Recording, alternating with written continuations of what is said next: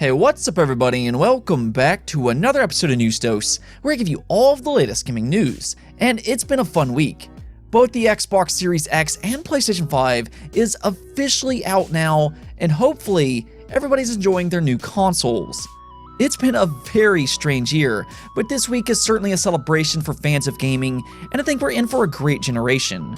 And speaking of that, the Xbox Series X got off to an incredible start and has been extremely successful and even record-breaking. So we're going to talk all about that plus more Xbox news.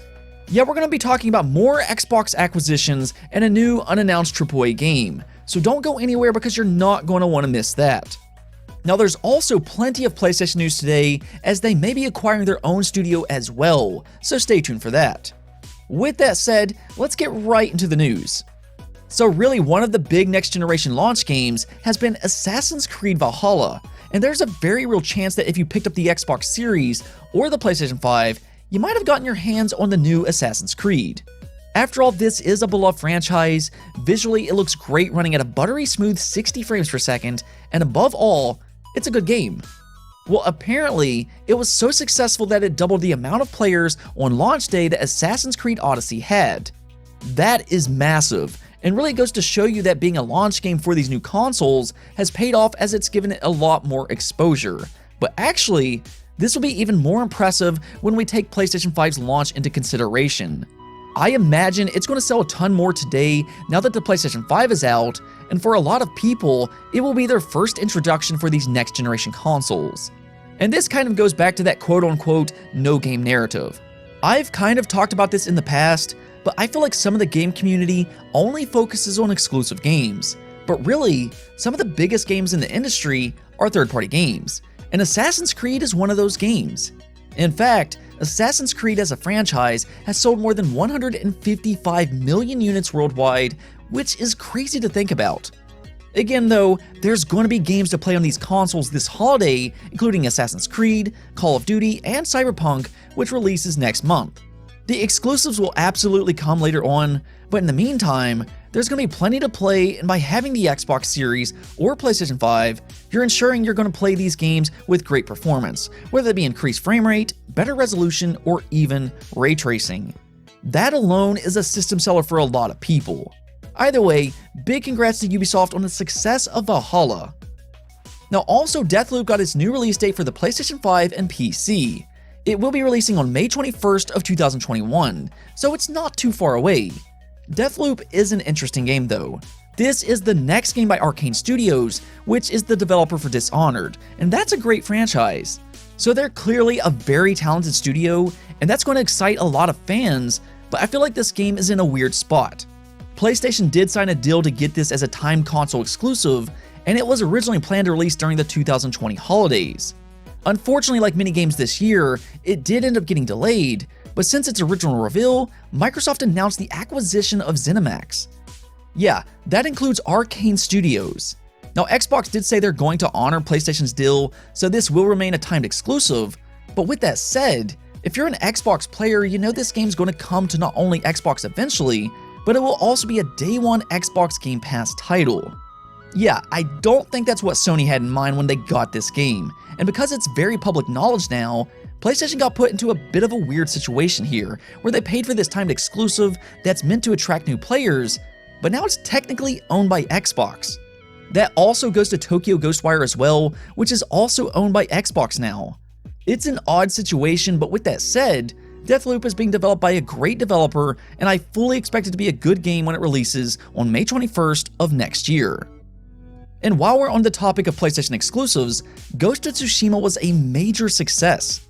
Actually, it's the fastest selling PlayStation 4 first-party original game, which is really impressive considering the success that Sony had with the PlayStation 4 last generation.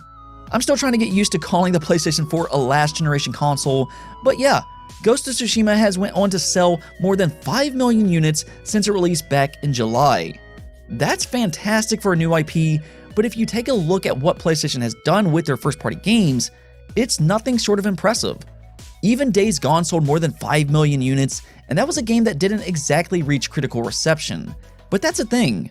I think that even though these are technically new IP, The amount of trust that gamers have for Sony's big AAA first-party games is so high that they're willing to buy into these games even though it's not from a well-established franchise.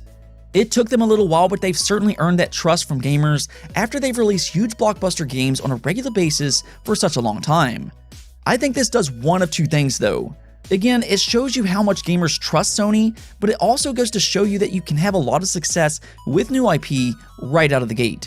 And luckily, Ghost of Tsushima was a great game. That right there is exactly what I want to see too. Great games being successful. Let's move on to some of the Xbox news though. The Xbox Series X has been out for a few days now, and one thing that I found interesting leading into the launch of the Xbox Series X was how Phil Spencer and Microsoft said that they don't need Halo Infinite to sell consoles this holiday. At the time, this was a bit of a controversial statement, but they were absolutely right, as the Xbox Series in 24 hours sold more new consoles in more countries than ever before. They did note that they're working with retail to quickly resupply stock, so hopefully everybody will get their new consoles as soon as possible. Now, they didn't give any exact numbers on how much they sold, but considering the Xbox One sold 1 million units in 24 hours, we do know that the Xbox Series has already eclipsed 1 million sold, and that's the thing. Really, this is going to be the case for both the Xbox Series and the PlayStation 5, but they're going to sell as many units as they can put on shelves this holiday. The demand for these new consoles are at an all-time high, but I think what this really tells you is the fantastic job that Phil Spencer and his team has done with Xbox since he's taken over. I mean, if we look back at the launch of the Xbox One, there was a point in time that the future of Xbox was bleak at best. Even a few days ago, Phil Spencer talked about how there was some consideration of no longer continuing with the Xbox brand early in the Xbox One lifecycle because it was in a dire situation. Luckily though, Phil Spencer and Satya Nadella came up with a plan, and since then, Xbox has really hit it out of the park. They have the most powerful console again, they put a huge emphasis on backwards compatibility, there's been more of a focus on PC games where they've expanded there, they've acquired a ton of studios ensuring Xbox fans will have great content to look forward to, and of course, you can't forget about Xbox Game Pass, the best deal in gaming. These decisions has completely changed the landscape for Xbox, and I can't remember a time when I've seen more enthusiasm for the Xbox brand. It's well deserved too. This kind of goes back to what I was saying about Valhalla earlier. There's more than one reason to buy these consoles early on, and early adopters are not just buying these consoles for the games that release today. They're also investing into the future of that platform, and I personally believe that the Xbox Series X will be the best Xbox ever. Xbox Game Pass is incredible, and because they have a ton of talented studios now, there's going to be a lot of really good games coming from them throughout this generation, especially if you like RPGs. I think 2022 in specific is going to be a really great year for Xbox, but either way, kudos to Xbox on their successful launch.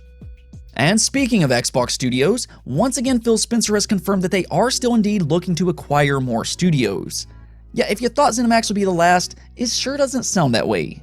So in an interview with Bloomberg, this is what Phil Spencer had to say. Games are what gamers play. We build these platforms and services to deliver the best games to gamers everywhere, so we need a great supply of first-party teams. Bethesda nearly doubles the size of our first-party studios, meaning the studios that build games as part of Xbox, and we're still out there looking for other teams. It's important that we have a continued supply of great games for our gaming subscriptions and platforms. So there it is. Phil Spencer very specifically says they are looking for more teams, which would give them a constant stream of Xbox Game Pass games. And if you think about it, they already have 23 studios, which is absolutely insane. Just for comparison's sake, PlayStation has 13 studios, and what makes this number even more crazy is that several Xbox studios is not just working on one game. If you pay attention to Phil's words, he says teams, and several Xbox studios have multiple teams. They probably have 30 plus games in development right now for the Xbox Series X, and he's looking to add to that. Now, we don't know if they're looking at any studios right now per se, and he did just deny the Japan studio acquisition a few days ago, but I would fully expect more acquisitions to come from Xbox in the near future. I don't think that they have any specific number of studios that they're looking for, but it's ironic to think that their first-party lineup is now a strong point considering back in 2016 they only had 6 studios. That's quite the contrast, but on that note, and I'm not going to talk about this much, but one Xbox studio that doesn't get much attention is Xbox Games Publishing. This is an interesting studio in the sense that they actually license games to third-party studios. That means they own the IP and work with a third-party developer to make an exclusive game. This is how games like Ori, Tell Me Why, Flight Simulator, and Gears Tactics are born. Well, we do have one bit of new information on an upcoming game from them, and it's an unannounced AAA open-world game. We don't know much else right now, but I'm certainly interested to find out what it could be. If you have any guesses, let me know in the comments below. On to our last topic though, Xbox is not the only one looking to make an acquisition. According to a new rumor, PlayStation might be acquiring Bluepoint Games rather soon. Now, I do want to emphasize this is just a rumor, so take this one with a large grain of salt. This might be nothing, but over on Resetera, somebody is claiming that Sony and Bluepoint is finalizing a deal and an announcement should be made soon for an acquisition. The moderators over on Resetera did allow this thread to stay up, and if we don't get an announcement by February 28th, then this one is likely fake and that person will get banned from that website. And that's the main reason I went ahead and chose to talk about this one, because unlike many rumors, this one does have a deadline for it to happen, and honestly, I think it makes a lot of sense for Sony to acquire Bluepoint. They've worked together for quite a while, and Demon's Souls has once again proven that they're a very talented studio. Now again, this rumor might not turn out to be accurate, but it certainly is a logical decision for Sony and Bluepoint to make, so I thought I would at least mention it. If it does happen though, I'll be interested to see if they stick with doing remakes or if they'll move on to new IP. However, if they do continue to do remakes, how about Legends of Dragoon? I'm just kind of throwing that one out there. Anyways though, that's it for this episode, but if you liked the video, don't forget to hit the bell notification and subscribe button for more content just like this. Also, if you'd like to support the channel through Patreon, thank you for making this content possible. Peace out.